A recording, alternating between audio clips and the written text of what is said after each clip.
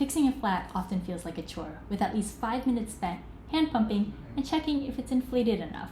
Or with a cartridge, you're left hoping it's your one and only flat of the day. But with these e-pumps, the dread is gone. Cycplus sent me 2 compact e-pumps to review, and after using them for the past 2 months on my road and gravel tires, I've actually looked forward to inflating my tires. Today, I'll share what these pumps are like, how they work, and if they're worth it.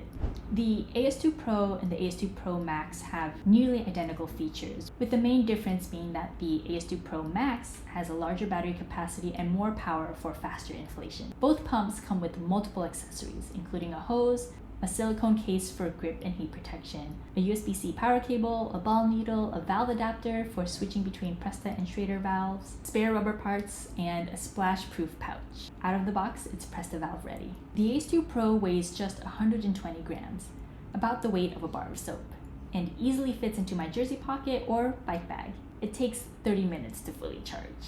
The AS2 Pro Max weighs 205 grams, although it has a larger form factor due to the extra battery requiring an hour to fully charge. I can see this being excellent for high volume tires such as those on e-bikes, mountain bikes, motorcycles, and even cars.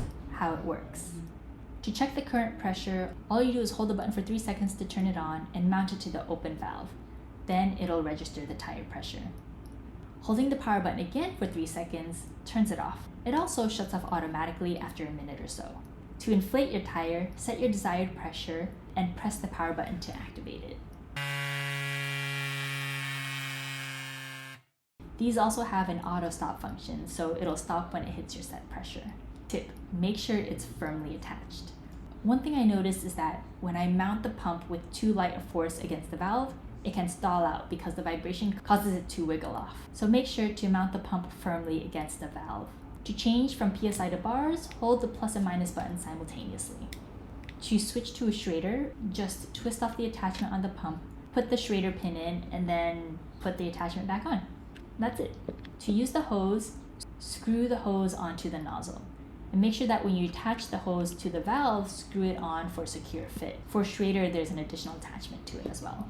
If you're using TPU inner tubes, make sure to use the hose to keep the valve temperature low and safeguard against damage like melting.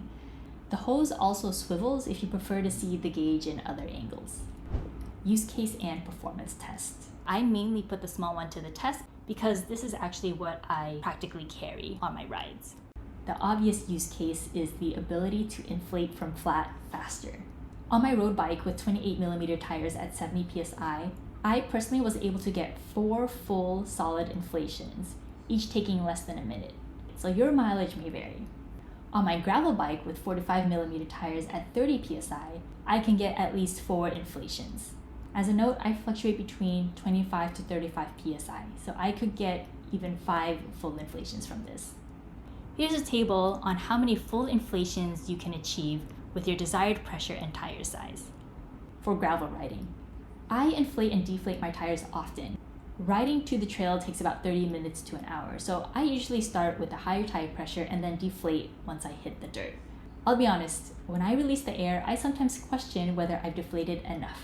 If I accidentally let out too much air, I just accept my fate and hang back. But with this e-pump, I don't need to settle anymore. I can easily adjust to lower tire pressure on my gravel and then inflate it to my preferred higher pressure when I get back on the road. When I was bracketing my tires, I used the e-pump heavily. Bracketing is experimenting with tire pressures both slightly higher and lower than what you typically use, which are the brackets, to determine what provides the best balance of grip, comfort, and rolling resistance. When I was doing this, I used the AS2 Pro Max about 10 times, both as a gauge and to reinflate 5 to 10 psi as needed. This was the ideal device to perform bracketing with accuracy. With a hand pump, I'm sure my frustration level would be quite high after that exercise. Topping off. Before every ride, I actually look forward to using this because I just love how easy it is to set the pressure and let it rip. I use the Max version at home most of the time to top off, and it has completely replaced my floor pump. I still keep my floor pump for tire seating though. It is less frequently used. Pros and cons. It's rechargeable. Compared to cartridges, I could get a lot more uses out of this during my lifetime than having to buy a pack of single-use cartridges every few years. saving me time, money, space, and the environment. I also like that I'm not required to reinflate the tires once I get home after using a cartridge. At this rate, I could actually get rid of my cartridge system entirely and just replace it with this. For traveling on a plane, you can take this on board. Cartridges are not permitted. Ease of use. It's super intuitive with just the power and plus and minus buttons. It's multi-purpose. It works for all kinds of bicycles, motorcycles, and sports equipment, which adds versatility to this device. Cons. Noise level. At first, it sounded quite loud. I put my bike right near my bedroom, and since I ride early in the morning, the sound can be jarring for anyone still sleeping.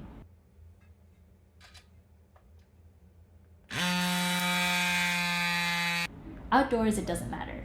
In fact, other cyclists are often intrigued by it. Button placement. The power and adjustment buttons are close together, so I sometimes accidentally turn it on while adjusting the pressure. If I do this often enough, I worry that it'll drain the battery faster.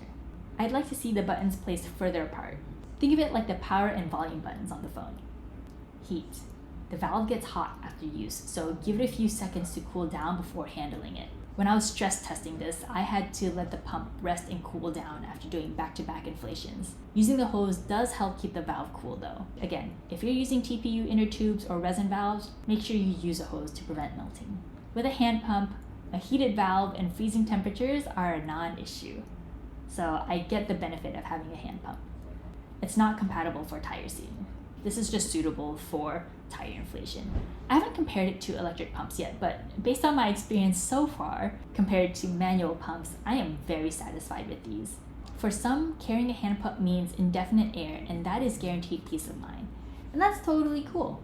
For my general style of riding though, I can comfortably replace my hand pump and cartridges. I'm also riding with other people who generally have a hand pump, so that's also my backup too. If I had a mountain bike, I'd find a way to carry the max version. These pumps are by far the fastest and easiest way to inflate my tires on the road and removes the anticipated dread that comes with the step of fixing a flat. As of this video, the Cycplus AS2 Pro is $109 and the Pro Max is $116. For the features and peace of mind it offers, I think it's totally worth it, especially with a digital gauge, presetting functionality, and the auto stop feature. These pumps have become an essential part of my riding kit. Inflating and deflating quickly on the road with confidence is reassuring, and if you're anything like me when it comes to cycling, being completely dialed in with your bike can make all the difference in how much you enjoy a ride. I carry the smaller AS2 Pro on all of my rides because of the practical, smaller form factor. While it has minor drawbacks like the noise and button placement, the pros far outweigh the cons for me. I would be interested in seeing how this works on bikes with the dynamo setup. If you're curious about stepping into the world of effortless inflating, I highly recommend giving this a try, or put it on your wish list. If you'd like a discount, use my code Carolyn at checkout. Would you consider switching to a tiny e-pump? I'd love to hear your thoughts. Thanks for watching. Bye!